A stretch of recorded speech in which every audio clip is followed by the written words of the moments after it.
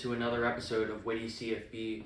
Here's your host, Rob Sheply here. And on today's episode, we are going to be discussing Florida Gators Part 2. Now, as you know, I had the first episode, Part 1, got a little bit cut off doing the editing and whatnot, so I just wanted to elaborate a little bit more about my Florida Gators and kind of what the expectations are. And I also wanted to elaborate a little bit more, particularly on the offense side of the ball, kind of what the expectations should be, and to me, a couple of things that they could focus on that I think would immensely improve their chances of not only making it to a bowl game, but probably, perhaps most importantly, Bailey Napier getting another season at Florida, because obviously, you know, the hot seat, if there is any sort of hot seat, he's definitely on it for good, possibly good reason too, but also Florida's type of program where it's a premier program, it's a high standard, and at the end of the day, you either have to set the expectation, or you're just not going to be a part of it. So with that said, yeah, when we think about last season, there are a lot more positive highlights about Florida's offense than you would think. I would say, for one, Graham Mertz really came to his own. He was efficient. He didn't turn the ball over. I think his touchdown to interception ratio was 23 and 2 or 23 and 4, something to that effect. But he did a really good, everybody says that game managers, quote unquote bad thing. I don't have a problem with being called a game manager or having a game manager, because a lot of times the game managers are some of the best leaders on and off the field. So that's the one thing that I think Graham Mertz did a really good job at, and especially when you watch his earlier career, particularly at Wisconsin, that was one of the things he really struggled with, was when he was pressured, when he was in the pocket, kind of making these erratic throws, and ultimately costing Wisconsin a lot of those kind of tight games. Whereas what we kind of saw last year was a lot of him being able to, make the correct reads, go to the checkdowns, and be able to move the ball as efficiently as possible. Now, where I think Florida is going to need to kind of progress a little bit more is ultimately, the reality is that Florida's passing game is inefficient. Now, what I mean by inefficient is more statistically speaking, in the sense that, for the most part, Florida's when they had Anthony Richardson before, he had a huge arm. You can chuck the ball 30, 40 yards down the field, and it was a lot more likely that, you can get those big plays. Where what we saw last year, I think there was a little bit more of a reluctancy for Graham Mertz to make those long throws down the field, and especially not having Ricky Pearsall either. It's definitely going to make a difference to some degree. And generally speaking, I just want to read a couple stats off here. So, compared the 2022 Florida Gators compared to 2023, the 2022 Florida Gators had 64 more deep passing attempts compared to what Graham Mertz had. Now, granted, I think, it is definitely accurate that he has to work on the deep ball efficiency and accuracy and all that. I think that's definitely worthy of pointing out. However, I don't want to put all the pressure on him, because in many ways, Florida does have to allow him to take those chances and allow him to make those mistakes. Now, I get it, when you're a senior, obviously there's not as much leeway in terms of, being quote unquote patient, because obviously, after 4 years, you shouldn't have to be as patient anymore. But at the same time, Billy's gonna be Billy, and a lot of his offense is kind of the West Coast style, where it's a lot of, where it's mainly predicated on having that balance between running and passing the ball.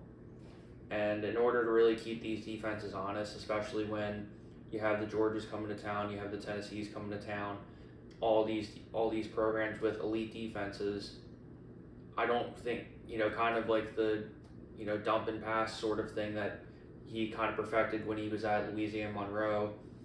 I think it needs to evolve in a way where Graham Mertz can kind of take more chances and really and really kind of take it to the next level.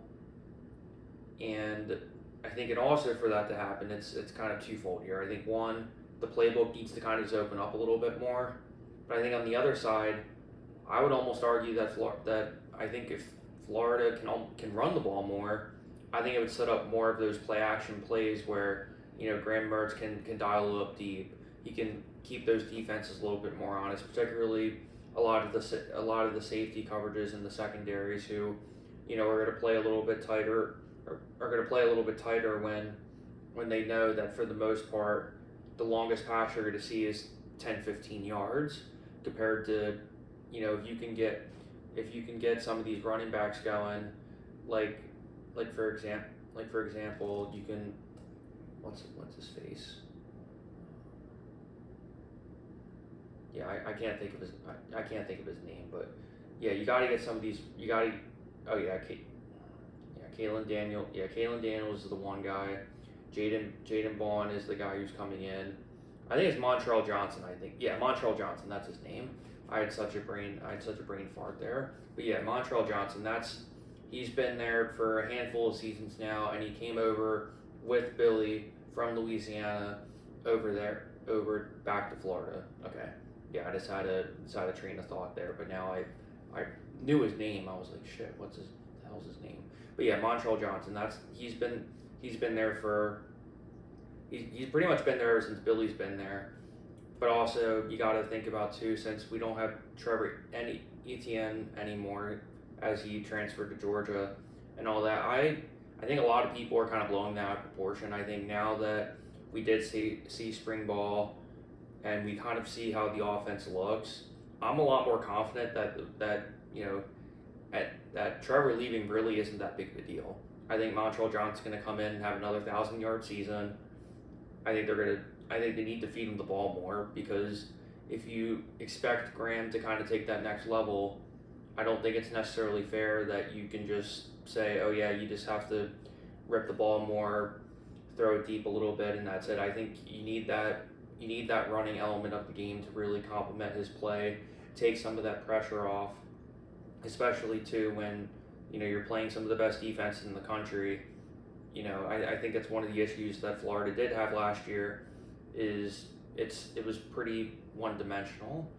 Now I think part of that too is the fact that Florida's offensive line was just not where it needs to be. According to the stat here, Florida offensive line gave 39 sacks last year. So when you give up 39 sacks, that's an average of what? That's 3.5 sacks a game. And when you're able to get that much pressure, you can't develop those deep plays, those long balls, and all that. So it definitely is a little bit underwhelming, because you lose Ricky Parcell, you lose Caleb Douglas, who transferred to Texas Tech, and he was supposed to be one of those kind of bright guys who was supposed to kind of take over that role that Purcell did. But there definitely is a little bit of a hole there, and I would say, when I think about this team, the biggest question mark is going to be, I do think Florida brought in some solid offensive linemen. Now I think it's going to take a little bit to kind of mold those guys in there. But I will say, I do think it has improved compared to last year. So the two questions I have are one, to what effect is this offensive line going to hold up? And I think two, especially with this wide receiver core, they're going to have to rely a lot more on these kind of younger guys to really make plays. But the good news is, when you have Graham Mertz coming in still, you still have Montreal Johnson, you still have the majority of your coaching staff, and a lot of the top recruits that they've had were on the defensive side. So when you kind of mold that all together, I think a lot of people are sleeping on Florida, mainly because they just see the schedule, they say, okay, Billy's only going to win 4 games, and that should be the end of it. However, when you kind of look at all the factors and you say to yourself, hey, with this sort of schedule, I think if you win 4-5 games, 5 good wins, 5 quality, efficient, solid wins, that might give him another year. So that's just another thing to think about. And as we're talking about Florida this year, I would say those are the top 3 things. Number one, I think the offensive line needs to improve. I think they have to rely on the running game more. You gotta let Montrell Johnson cook. The guy's a playmaker. He can catch balls out in the backfield too, especially if you want to do screens. If you want to do screens, little halfback directs, I think you can definitely get him involved more. And definitely, most importantly, you got to give Graham a couple chances to throw it deep a little bit, because at the end of the day, how are we going to know that his deep accuracy actually can improve without giving him those couple chances and just letting it rip a little bit? So we'll see what happens, but at least from my perspective, there's a lot to be optimistic about down in Gainesville.